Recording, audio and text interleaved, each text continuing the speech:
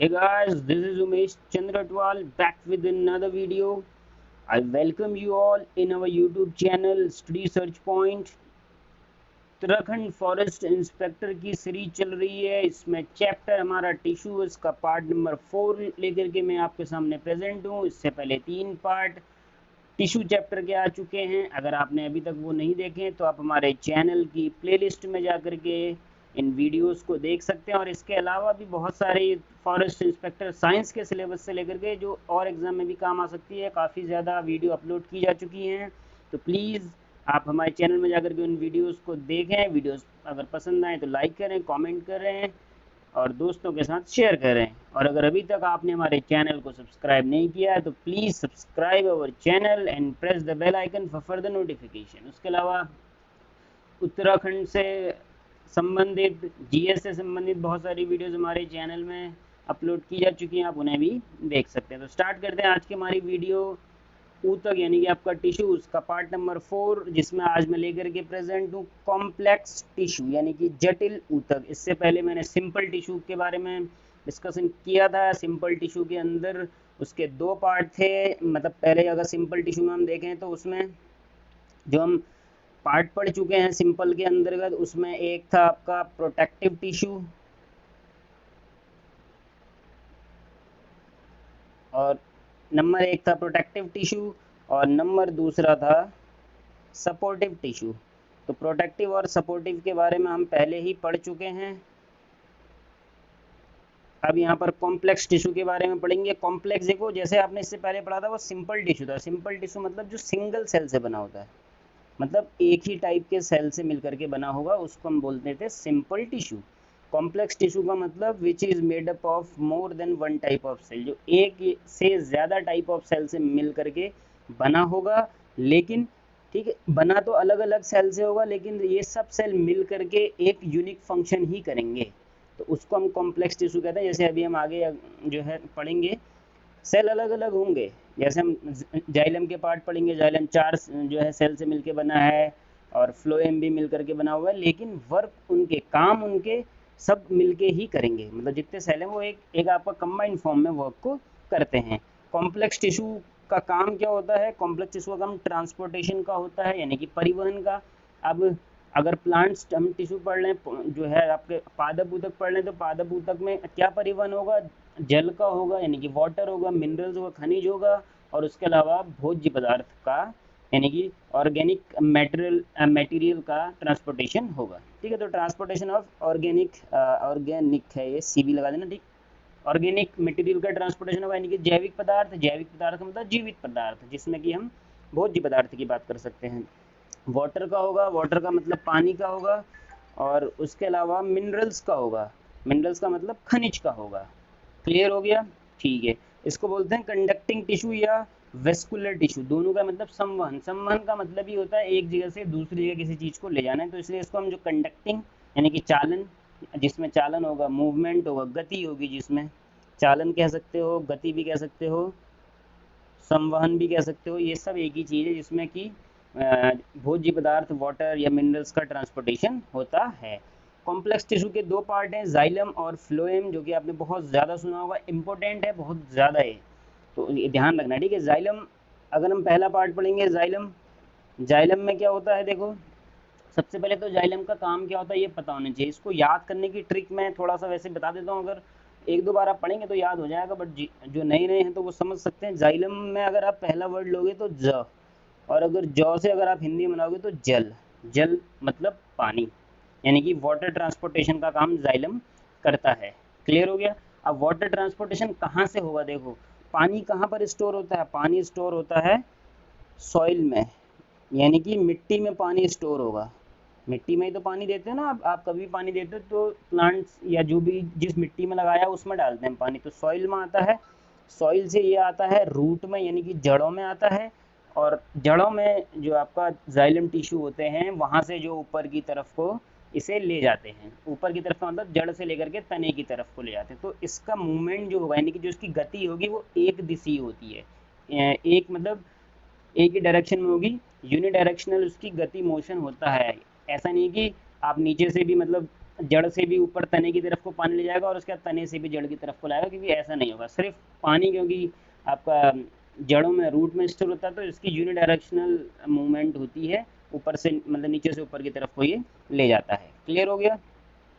Xylem का एक काम तो ये आपको समझ में आ गया, क्लियर हो गया। दूसरा काम इसका है मैकेनिकल स्ट्रेंथ प्रोवाइड करना, मतलब यांत्रिक शक्ति। ये इतना इंपॉर्टेंट नहीं क्योंकि और फ्लोएम भी मैकेनिकल सपोर्ट देता है, तो जाइलम को भी ये हमने पहले भी बता देते कि इनका काम मैकेनिकल सपोर्ट का भी होता है, और ये वेस्कुलर टिश्यू होते हैं, ठीक है।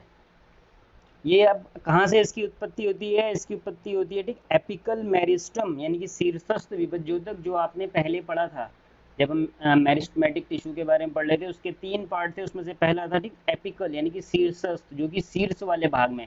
अब शीर्ष मैंने बताया था 2 होते हैं प्लांट्स में, ऐसा नहीं कि सिर्फ ऊपर जो आपका तना है, तने को ही शीर्ष कहोगे, तना भी शीर्ष पार्ट है, और नीचे की तरफ आओगे तो जड़ भी शीर्ष पार्ट है। तो ये आपका जड़ से यानी कि, ठीक, एपिकल मेरिस्टम शीर्षस्थ विभज्योतक से उत्पत्ति होती है। अब ये जाइलम, जैसा कि मैंने पहले बताया है कि जाइलम एक तरह का कॉम्प्लेक्स टिश्यू है, जटिल ऊतक है, तो ये बहुत सारे सेलों से मिलकर के बना होता है। उन सेल के बारे में हम यहाँ पर बात करेंगे, ठीक है। तो नंबर 1, जाइलम किन किन सेल से मिलकर बना होता है? ट्रैकियार्ड्स। ट्रैकियार्ड्स का मतलब होता है वाहिकाएं। अब हिंदी में पढ़ेंगे तो बड़ा ही आसान हो जाएगा याद करना, वाहिकाएं। अच्छा, इसमें सबसे पहले देखो, बहुत बार क्वेश्चन पूछा गया है कि निम्नलिखित में से कौन सा डेड सेल है? डेड सेल मतलब मृत है, तो जाइलम डेड सेल होता है। लेकिन जाइलम कोई हम अगर पूरा डेड, अगर जाइलम के जो उसके 4 पार्ट है उसमें से डेड सेल कौन सा है पूछ लेगा तो ट्रैकियार्ड्स डेड सेल होता है। बट बेसिकली क्वेश्चन यही आता है कि निम्नलिखित में से कौन सा मृत जो है कोशिका है। तो अगर जाइलम फ्लोएम है आपको अगर आता है तो ध्यान रखना है जाइलम डेड सेल है, फ्लोएम डेड सेल नहीं है, जाइलम डेड सेल है। और जाइलम में भी कौन सा पार्ट होता है? ट्रैकियार्ड्स जो है वो डेड सेल होता है। क्लियर?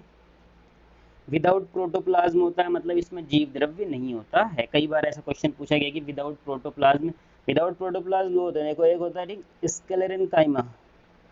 स्क्लेरन काइमा जो होता है वो भी आपका विदाउट प्रोटोप्लाज्म होता है, ठीक है। स्क्लेरन काइमा की अगर हिंदी मीनिंग हम देखें, ऊपर जाकर के देख लेते हैं, दृढ़ ऊतक कहते हैं स्क्लेरन काइमा को, ठीक है। तो ये ध्यान रखना है, ये भी विदाउट प्रोटोप्लाज्म होता है, ये भी डेड सेल होता है, डेड सेल है, विदाउट प्रोटोप्लाज्म है। और दूसरा यहाँ पर विदाउट प्रोटोप्लाज्म आपका कौन सा आ गया? ट्रैकियार्ड्स आ गया। क्लियर हो गया? अब देखो, जाइलम का काम है वाटर ट्रांसपोर्टेशन, लेकिन जाइलम में कौन सा सेल करता है वाटर ट्रांसपोर्टेशन? ट्रैकियार्ड्स। इसका काम है कंडक्शन ऑफ वाटर और मिनरल। कंडक्शन का मतलब चालन होता है, ले जाना, मतलब जड़ से ऊपर तने की तरफ को वाटर या मिनरल को, खनिज पदार्थों को ले जाने का काम ट्रैकियार्ड्स का होता है। इसकी जो कोशिका भित्ति होती है यानी कि सेल वॉल होता है, वो काफ़ी हार्ड होती है, कठोर होती है, जो कि लिग्निन से मिलके बनी हुई होती है। लिग्निन बहुत ज़्यादा होता है उसमें।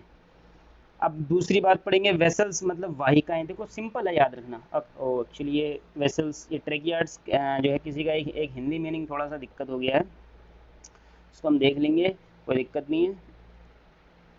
एक बार इसको क्लियर कर लेते हैं। तो दोस्तों इसमें ज़्यादा अंतर नहीं, सिर्फ थोड़ा सा अंतर है। जो ट्रैकियार्ड्स है इसको बोलते हैं वाही निकाय। थोड़ा सा इसलिए लिखने में दिक्कत होगी, वाही निकाय, ठीक है। ट्रैकियार्ड्स को बोलते हैं वाही निकाय और वेसल्स होता है वाहिकाएं। तो ये दोनों मिलकर के ही, ट्रैकियार्ड्स और जो है वेसल्स मिलकर के ही ये वाटर ट्रांसपोर्टेशन का काम करते हैं, जिसमें ट्रांसपोर्टेशन का काम तो है ट्रैकियार्ड्स का यानी कि वाही निकाय का। क्या है? वाही निकाय जो है इनका काम है वाटर ट्रांसपोर्टेशन का, लेकिन उसके लिए रास्ता, चैनल कौन प्रोवाइड करता है? चैनल मतलब जिस रास्ते से होकर के वाटर या मिनरल ट्रांसपोर्ट होगा, उसके लिए रास्ता कौन बनाएगा? रास्ता बनाने का काम होता है वेसल्स का यानी कि वाहिकाओं का, ठीक है। तो अगर ये पूछते हैं जाइलम का कौन सा पार्ट वाटर ट्रांसपोर्टेशन से रिलेटेड है, तो ट्रैकियार्ड्स और वेसल्स दोनों हैं। इसमें से चैनल कौन प्रोवाइड करता है, रास्ता कौन करता है? वो वेसल्स है, ठीक है। अब इसका थर्ड पार्ट हम आते हैं जाइलम पेरेन्काइमा। तो पेरेन्काइमा के बारे में आप पहले भी पढ़ चुके थे, ठीक हो गया।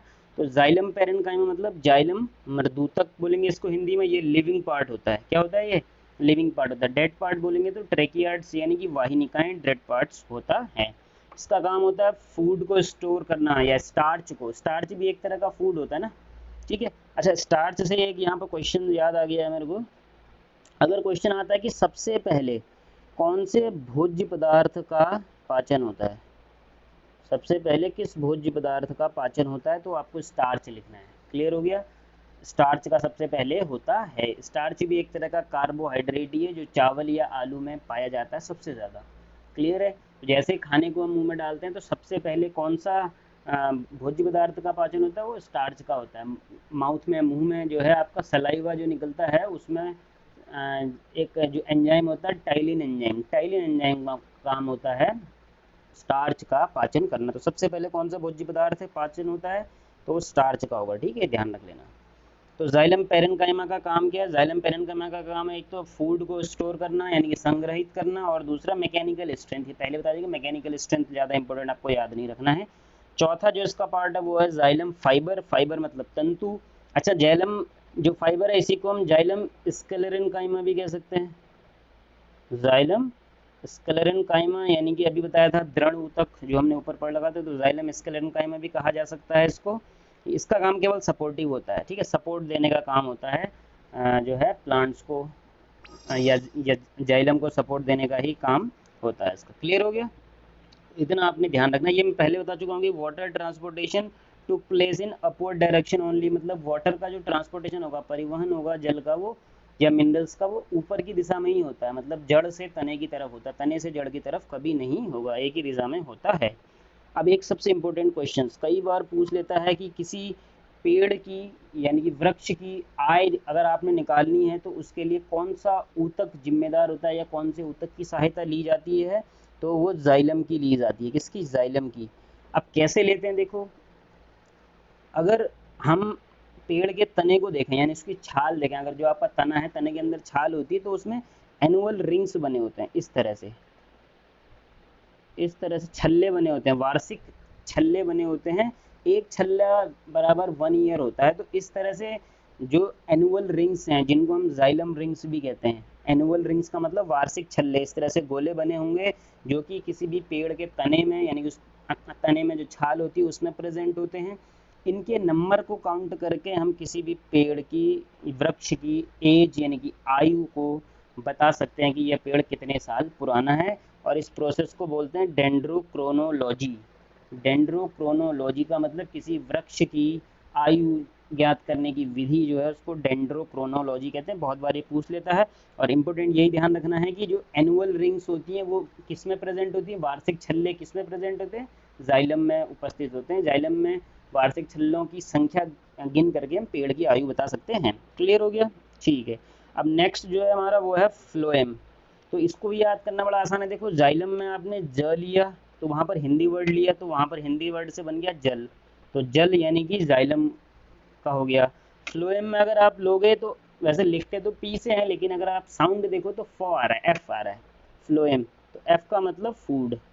तो यानी कि फ्लोएम का काम क्या है? फ्लोएम का काम है फूड ट्रांसपोर्टेशन का काम है। ठीक है, इतना ध्यान रख लेना है। खाद्य भी जो है परिवहन का इसका काम होता है, यानी कि जो खाना बनता है, प्रकाश संश्लेषण की जो विधि होती है उससे जो आपका पत्तियां होती हैं वो खाना बनाती हैं।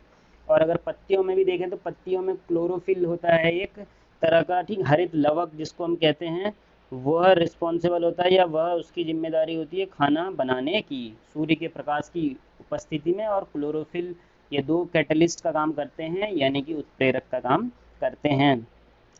ठीक है, इसके भी देखो पार्ट हैं, इसके भी हम डिफरेंट पार्ट पढ़ेंगे क्योंकि ये भी कॉम्प्लेक्स टिश्यू है। तो कॉम्प्लेक्स टिश्यू आपको पता है विभिन्न प्रकार के सेलों से मिलकर के बना होता है। तो इसमें पहला सेल है सीफ ट्यूब्स। सीफ ट्यूब्स का मतलब चालनी नलिकाएं। इतना ध्यान रखना। ठीक है, सीफ ट्यूब्स का मतलब चालनी नलिकाएं, नलिकाओं की तरह होगा, ट्यूब की तरह होगा। लिविंग सेल होता है। अब ट्यूब की शेप कैसी होती है? सिलेंड्रिकल ट्यूब होता है, सिलेंडर की शेप में ये ट्यूब होती हैं जो कि लंबी होती है। ठीक, इलोंगेटेड मतलब लंबी होती है काफ़ी, जैसे सिलेंडर बना होगा तो काफ़ी लंबी सेल बनी होंगी। ठीक हो गया। थिन सेल वॉल होगी, सेल वॉल बहुत ही पतली होगी इनकी, और एक के बाद एक होगा। जैसे अगर मैं बनाने की कोशिश करूँ तो इस तरह से होगा। मान लो एक ये है तो इसके बाद दूसरा, इसके बाद तीसरा, एक के बाद एक, इस तरह से एंड टू एंड जॉइन करके रखा होगा। ठीक है, इसमें क्या होता है? न्यूक्लियस डीजनरेट हो जाता है, न्यूक्लियस टूट जाता है जैसे ही वो मैच्योर होता है, परिपक्व होता है। तो परिपक्व होते ही न्यूक्लियस टूट जाता है, यानी कि हम ये कह सकते हैं कि इसमें न्यूक्लियस एब्सेंट रहता है। कहा जा सकता है न्यूक्लियस एब्सेंट रहता है या अनुपस्थित रहता है।